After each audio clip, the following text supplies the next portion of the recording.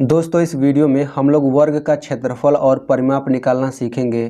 तो यहाँ पे जो आपको ये आकृति दिख रही है एक वर्ग है। हम लोग इसी वर्ग का क्षेत्रफल और परिमाप निकालेंगे।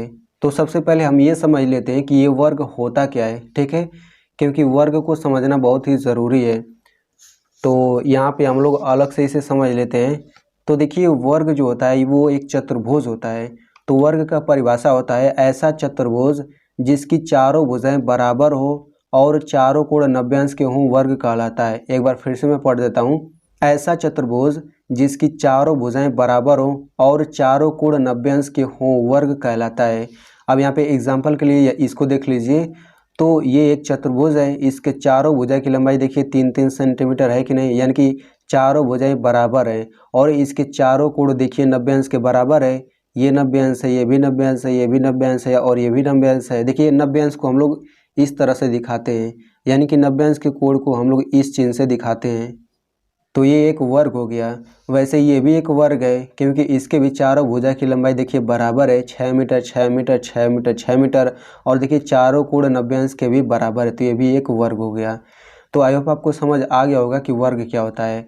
तो यहाँ पे मैं आपको एक बहुत ही महत्वपूर्ण चीज़ बताने वाला हूँ कि देखिए वर्ग जो होता है हम लोग इसे भी वर्ग कहते हैं, लेकिन एक वर्ग थोड़ा सा अलग भी होता है। देखिए किसी संख्या पर 2 घात रहता है तो उसे भी हम लोग वर्ग ही बोलते हैं। जैसे यहाँ पे 3 पर 2 घात है तो हम लोग इसे 3 का वर्ग बोलेंगे। यहाँ पे 4 पर 2 घात है, इसे हम 4 का वर्ग बोलेंगे। और यहाँ पे 5 पर 2 घात है तो इसको भी हम बोलेंगे 5 का वर्ग, ठीक है।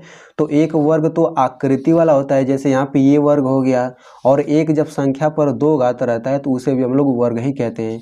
अब देखिए जो आकृति वाला वर्ग होता है, यानी कि ये वाला जो वर्ग है इसको भी हम लोग अंग्रेजी में स्क्वायर बोलते हैं। और इसको जब यहाँ पे 2 घात रहता है संख्या पर तो इसको भी अंग्रेजी हम लोग स्क्वायर ही बोलते हैं। यानी कि इसको 3 का वर्ग बोलें या फिर 3 का स्क्वायर बोलें, इसको 4 का वर्ग बोलें या फिर 4 का स्क्वायर बोले, बात बराबर है, ठीक है।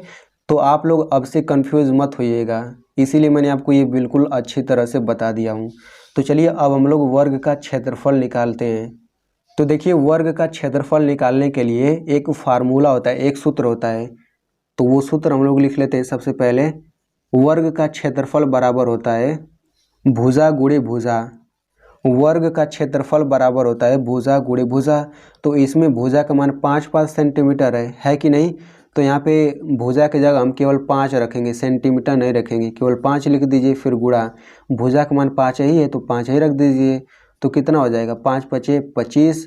अब देखिए क्षेत्रफल जो होता है वो हमेशा स्क्वायर में, वर्ग में हमेशा आता है। यानी कि ये जब सेंटीमीटर है तो यहाँ पे सेंटीमीटर का वर्ग आ जाएगा। यानी कि इस वर्ग का क्षेत्रफल हो जाएगा 25 सेंटीमीटर स्क्वायर। अगर यहीं पे ये सब मीटर मीटर में दिया रहता तो इसका क्षेत्रफल 25 मीटर का स्क्वायर आ जाता, ठीक है। तो आप लोग ये जो मात्रक है इसमें गड़बड़ी मत करिएगा। अब देखिए यहाँ पे जो वर्ग का क्षेत्रफल बराबर भुजा गुणे भुजा होता है, हम लोग भुजा गुणे भुजा को भुजा का स्क्वायर भी कभी कभी लिख देते हैं, ठीक है। तो आप लोग ये दोनों फार्मूला याद रखिएगा। मतलब भुजा का स्क्वायर कहें या फिर भुजा गुणे भुजा कहें, दोनों सेम ही चीज़ है, ठीक है। तो आई होप आपको समझ आ गया होगा। अब हम लोग समझते हैं कि वर्ग का परिमाप कैसे निकलता है, ठीक है। तो देखिए सबसे पहले हम ये समझ लेंगे कि परिमाप का मतलब होता क्या है।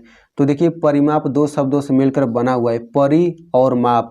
तो परि का मतलब होता है चारों ओर, माप का मतलब होता है दूरी। यानी कि चारों ओर की दूरी ही क्या कहलाएगी, परिमाप कहलाएगी। तो चूंकि हमें वर्ग का परिमाप ज्ञात करना है ना, तो इस वर्ग के चारों ओर की दूरी क्या होगी, इसके चारों भुजा को जोड़ेंगे वही तो चारों ओर की दूरी होगी, ठीक है। यानी कि हम अगर इसके चारों भुजा की लंबाई को जोड़ दें तो वही इस वर्ग का परिमाप हो जाएगा। तो इस वर्ग का परिमाप क्या हो जाएगा, 5×5 = 10, 10×5 = 15, 15×5 = 20। यानी कि इस वर्ग का परिमाप 20 सेंटीमीटर हो गया। तो ये तो हमने कॉमन सेंस से इसका परिमाप निकाल लिया, लेकिन वर्ग का परिमाप निकालने के लिए सूत्र भी होता है। तो हम लोग चलिए सूत्र को भी समझ लेते हैं। तो जब आप सूत्र से भी इसका परिमाप निकालेंगे ना तो उससे भी 20 ही सेंटीमीटर आएगा। तो चलिए हम वो सूत्र देख लेते हैं। तो लिखेंगे वर्ग का परिमाप बराबर, तो वर्ग का परिमाप बराबर होता है 4 गुणा भुजा। तो आप लोग इन दोनों फार्मूलों को याद कर लीजिएगा। तो वर्ग का परिमाप बराबर होता है 4 गुणे भुजा। तो यहाँ पे हम 4 लिख लेते हैं, फिर गुणा भुजा का मान कितना है, 5 सेंटीमीटर है तो केवल आप 5 लिख लीजिए। तो ये कितना हो जाएगा, 4×5 = 20। तो चूंकि ये परिमाप जो होता है वो तो चारों ओर की दूरी होती है ना, तो ये जब सेंटीमीटर है तो दूरी में नापेंगे तो सेंटीमीटर ही होगा ना। यानी कि इस वर्ग का परिमाप कितना हो गया 20 सेंटीमीटर। तो आप लोग देख ही सकते हैं कि या तो हम सूत्र से रख करके निकालें या फिर वैसे चारों भुजा को जोड़ दें, ये 20 सेंटीमीटर आएगा ही आएगा। तो आप लोग इन दोनों फार्मूलों का यूज करके किसी भी वर्ग का क्षेत्रफल और परिमाप बहुत ही आसानी से ज्ञात कर सकते हैं। तो दोस्तों मैंने आपको इतने सरल तरीके से समझा दिया कि वर्ग का क्षेत्रफल और वर्ग का परिमाप कैसे निकालते हैं। तो आप लोग मेरी मेहनत के लिए कम से कम इस वीडियो को एक लाइक कर दीजिए और इस वीडियो को अपने दोस्तों के साथ ज़रूर शेयर करिएगा ताकि वो भी इसे इतने सरल तरीके से समझ सकें।